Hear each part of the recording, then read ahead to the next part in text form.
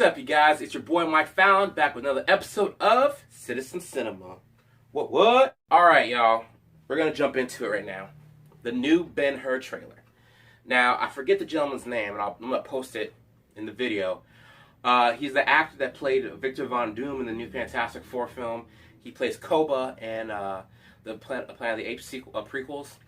And he played one of my favorite British movies of all time, called The Rock and Roller. You got to check this gentleman out. I can't believe I forgot his name is. But the gentleman, he's in it. Morgan Freeman's in Ben-Hur now. I don't know the main actor's name, but it looks pretty good. I still haven't seen the original. I know it can't be called Citizen Cinema if I haven't watched it, but you know, I'm a human being. I haven't watched every film ever made, but I'm definitely going to have to watch Ben-Hur, the original, and we'll see how this remake compares. All right. Now, we're going to get into some punk band neo-Nazi drama. What am I talking about? Green Room. Green Room. It has two of the leads from the Fright Night remakes. From what I get from the trailers, it's basically about like a punk band. They do a show on like last minute. They see something they weren't supposed to, and they are being cornered and being methodically attacked by a band of neo-Nazis. Not like a musical band, but like a gathering of neo-Nazis led by Patrick Stewart, who is basically the head Nazi there. So it probably takes place nowadays. It looks like it's gonna be an all-out brawl. We don't know who's gonna die, who's gonna live. It's this own thing. I really can't compare it to another film right now. But what I will say is, it's Patrick Stewart, Captain Kirk, Professor X, as a villain, which we rarely ever see, ever. The only time I can see someone on that caliber be a villain is like Ian McKellen, because he was a villain in Da Vinci Code and X-Men.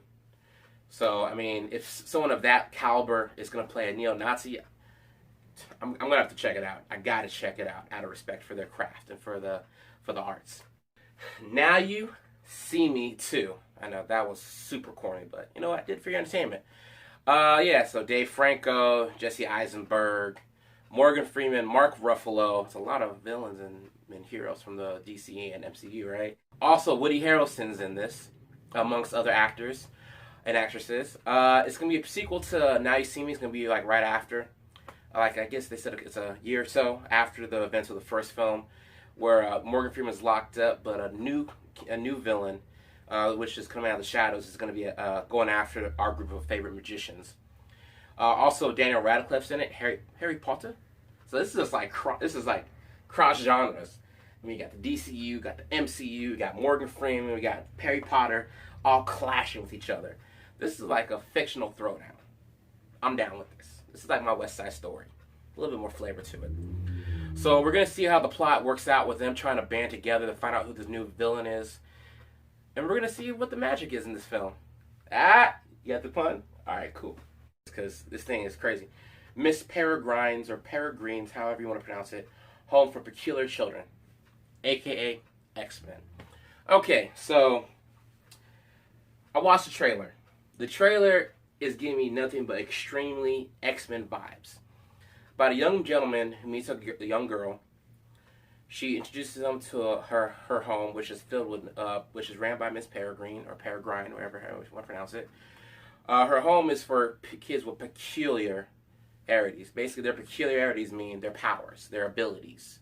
You know, we had alphas, we got X-Men, we got metas in DC, we got Inhumans in MCU. So basically, all these kids had different abilities or were born different, and she's supposed to be protecting them, and now he's the next protector. So we're basically, from what they're saying, it's like we're going to see what the kids' powers are, especially the little twins that are dressed like scarecrows. So we're going to see what his abilities are, if any, and then like Samuel Jackson's in it. So he's going to be going back into that Looper-type villainous role. Not Looper, I mean Jumper, with green eyes, and then they have, I guess, the Thin Man or the Slender Man, however you call that thing. Basically, you know, from the video game, it's like a guy in a tuxedo with no eyes and no nose, with just a mouth, and the mouth has like fangs in it. So we're gonna see how it plays out. I'm gonna check it out just for that villain and Sam Jackson. But you know what? I haven't read the books, so I don't know how it plays out. I'm gonna give it the benefit of the doubt. Okay, I don't want to be small-minded when it comes to cinema. So we'll give it a shot. All right, y'all, we gotta talk about this, and don't snicker behind your screen. Even though if you do, I can't hear you anyways. We're gonna be talking about Sausage Party. Yes, Sausage Party by Seth Rogen. Basically, it's like Toy Story. If instead of the toys, it's about food, are self-aware, and they find out how we humans eat food. And basically, the sausage, played by Seth Rogen, with a burrito and a hot dog bun, which looks very inappropriate, by the way, if you take a look at it. I'm not going to post it on here because kids might watch this video. It's the Red Band trailer. Yeah, a lot of obscenities. But yeah, so it's basically about him having to get back to the supermarket to save his friends from being eaten by humans. So it's like a dark Toy Story, basically, just to put it out there like that. So if you want to, just check out the trailer. Alright, so some new set photos got released from Star Wars Episode 8. I'm going to post some of these. We'll take a quick gander at them. And let me know your thoughts in below. Basically, what it's looking like from this scene, it's an opera that was like either like canceled or like a special black tie event that was interrupted. They said Daisy Ridley and John Boyega are in the scene. There was like a pilot that crashed a ship in there. They're riding on the back of an animal or a space creature, or whatever you want to refer it to, based on your own sci-fi preferences. So that's all we can get from the scene. We see different aliens in black attire dressed up for this event. So this might be in the middle of the film, towards the end, towards the beginning. We don't know because the plot hasn't been released yet. So we're going to find out. All right, you guys. Next story. We got to talk about the new X-Men trailer. Yo, now I'm hyped for X-Men. First two trailers, they're cool. The thing about him being Jesus Christ, Apocalypse being Jesus Christ, didn't fly with me. It was weak, because why would someone who would inspire the Bible be a villain? This makes no sense. We see a fight scene between Nightcrawler and Angel. We already know who would win that fight. Statistics. Nightcrawler. We're seeing new fight scenes. We're seeing armor, the black armor. It looks pretty cool. It's like plastic, but like it's protective. I'm glad Quicksilver got shine in this trailer. Finally, Quicksilver gets some more shine. Because for me, it's like, I like both Quicksilvers from Fox and MCU. But this Quicksilver in the X-Men franchise, he has more of a comedic charm to him. The one MCU did too, but this Quicksilver feels like he has his own unique flavor to when you see him on screen. And I feel like he'll contribute a lot.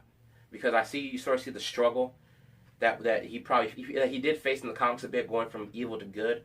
So, he's forced to help out the X-Men in this film.